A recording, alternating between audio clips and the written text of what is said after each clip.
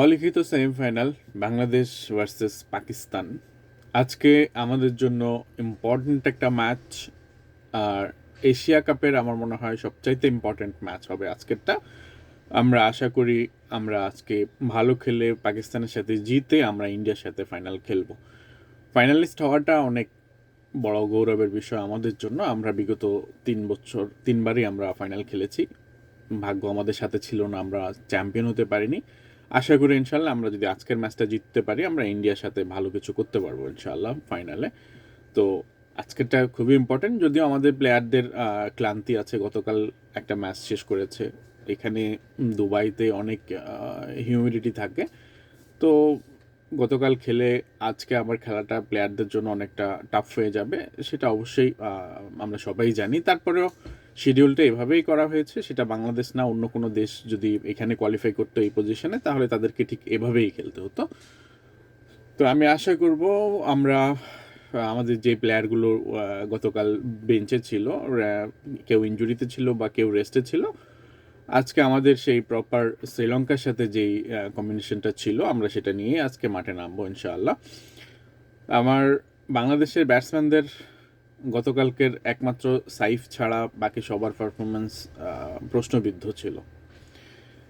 আমরা শ্রীলঙ্কার সাথে দেখেছি যে সাইফের পাশাপাশি হৃদয়ে ভালো একটা ইনিংস খেলেছে, আর এই দুজনের কম্বিনেশনেই কিন্তু আমরা চেস করতে পেরেছি, 169 চেস করতে পেরেছি। গতকালও আমাদের সামনে ঠিক সেম রানটাই ছিল। তো গতকাল সাইফকে সঙ্গ দেওয়ার মতো তেমন কেউই ছিল না, কেউই না। আপনি হিসাব করেন 11 জন প্লেয়ারের মধ্যে মাত্র 2জন প্লেয়ার যারা 2 অঙ্কের নাম্বারে যেতে পেরেছে। সেখানে এক ইমন 19 রান করেছিল, অনেক স্ট্রাগল করেছে, তারপর 19 রান করেছিল, আর আমাদের সাইফ 69 রান করেছিল। তো বাকি যারা ছিল সবাই জাস্ট 4 নাম্বারের মতো সিঙ্গেল ডিজিটের মধ্যে আউট হয়ে গেছে। তো এইভাবে তো আপনি চেস করতে পারবেন না এরকম স্টেজে এসে, তাই না? এটা কোনো গ্রুপ পর্বের ম্যাচ না, এটা আপনার একদম সুপার 4-এর এসে সেমিফাইনাল ম্যাচ। তো আপনাকে সেভাবে করে খেলতে হবে। তো আমি আশা করি আজকে অন্তত ব্যাটসম্যানরা গতকালকের ভুল থেকে শিক্ষা নিয়ে ভালো কিছু করবে। এবার আসে আমাদের ব্যাটসম্যান যারা আছে তাদের, যেমন আজকের স্কোয়াডটা কেমন হতে পারে।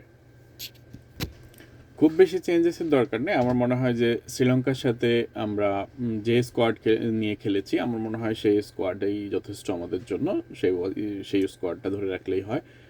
তো ওইখানে শরীফুলের প্রয়োজন নেই, তানজিম ঠিক আছে। তো আশা করি আমরা ইনশাল্লাহ ভালো কিছু পাবো এই ম্যাচ থেকে, ভালো কিছু আশা করি। আর পাকিস্তানের বর্তমান অবস্থান খুব একটা ভালো না, তারা লাস্ট শ্রীলঙ্কার সাথে ম্যাচটা জিতে জিতে নিয়েছে, তারপরেও তারা খুব স্বল্প টার্গেটে 130-এর টার্গেটেও তারা অনেকটা চাপের মুখে পড়ে গিয়েছিল। তো বর্তমানে পাকিস্তানের ফর্ম সব প্লেয়ারই প্রায় মানে অফ ফর্মে যাচ্ছে। তো আমার মনে হয় যে নওয়াজ, শাহজাদা ফারহান, তারপরে হলো ফখর জামান, এই 3জনকে আমরা ট্যাকল দিতে হবে। এই 3জনকে মানে ট্যাকল দিয়ে যদি আমরা ম্যাচটা খেলতে পারি তাহলে আমরা পাকিস্তানের সাথে খুব সুন্দরভাবে জিততে পারবো।